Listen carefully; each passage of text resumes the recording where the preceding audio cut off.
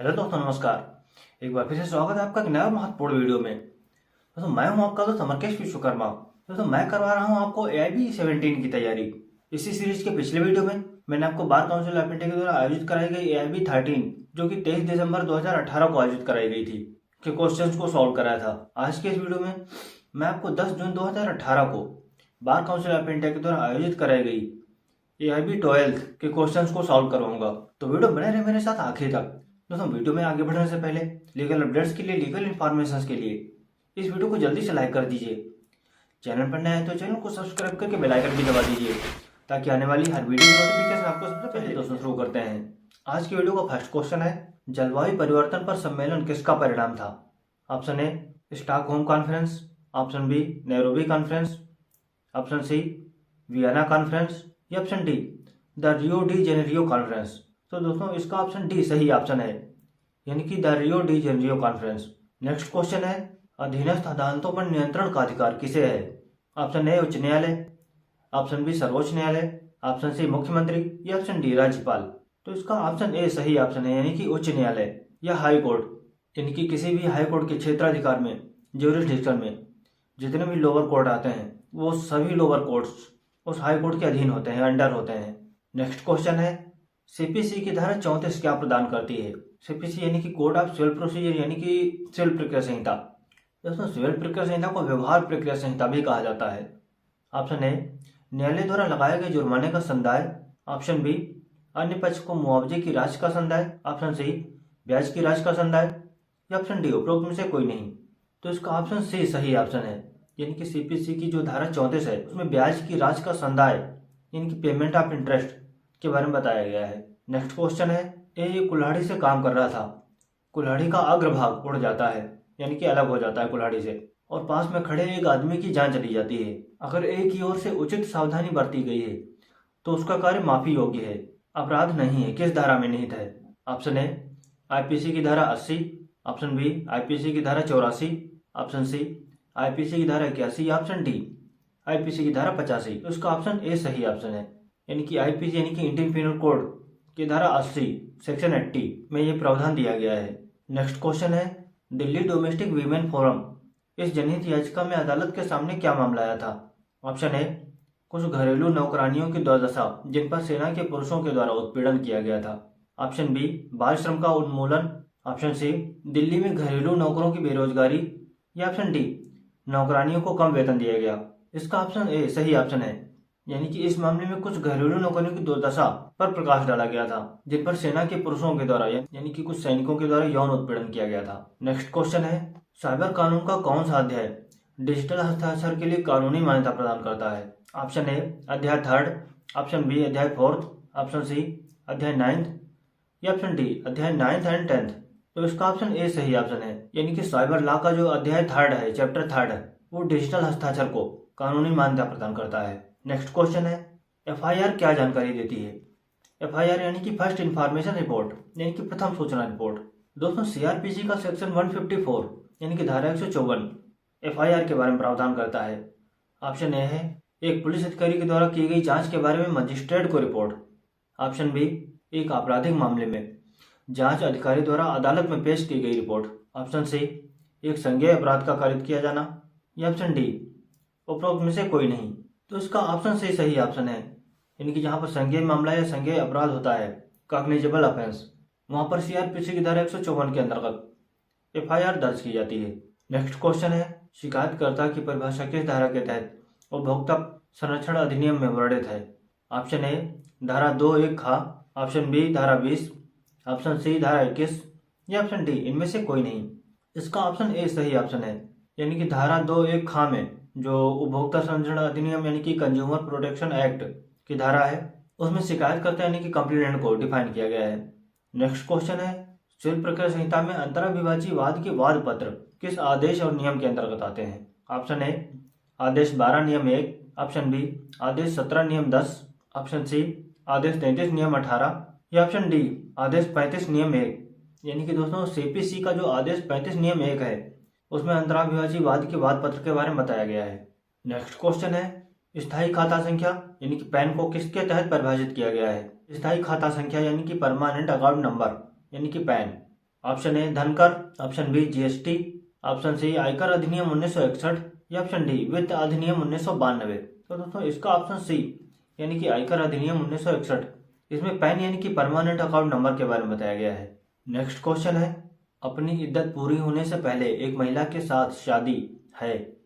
Option A अनियमित, option B शून्य, option C शून्य करणीय या ऑप्शन डी इनमें से कोई नहीं। तो इसका ऑप्शन ए सही ऑप्शन है, यानी कि मुस्लिम समाज में अगर किसी महिला ने अपनी इद्दत पूरी नहीं की है तो उसके साथ शादी अनियमित यानी कि इरेगुलर मानी जाती है।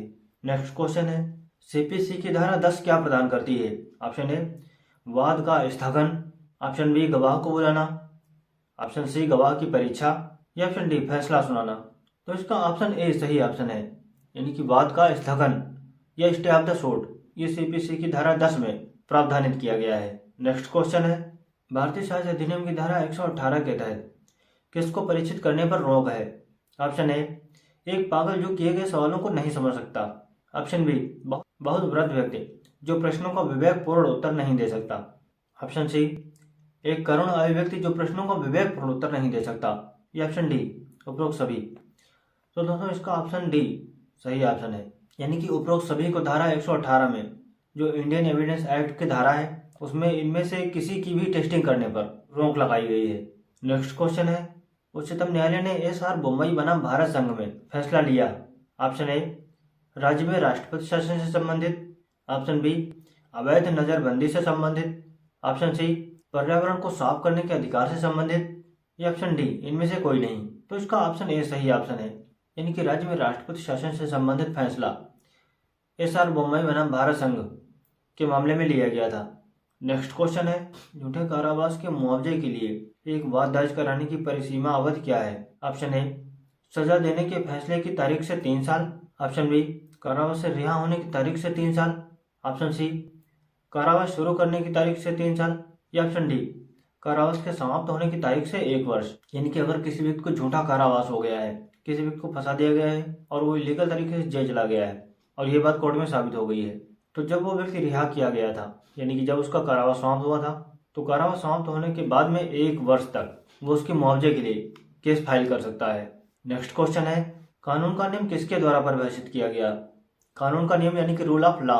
Option A Jeremy Bentham, option B sir John Simond, option C A Y Dicey या ऑप्शन डी प्रोफेसर अरस्तु, यानी कि ए वाई डाइसी के द्वारा रूल ऑफ लॉ यानी कि कानून का नियम परिभाषित किया गया था। नेक्स्ट क्वेश्चन है, एफआईआर दर्ज करने के लिए क्या समय निर्धारित है। एफआईआर यानी कि फर्स्ट इंफॉर्मेशन रिपोर्ट यानी कि प्रथम सूचना रिपोर्ट।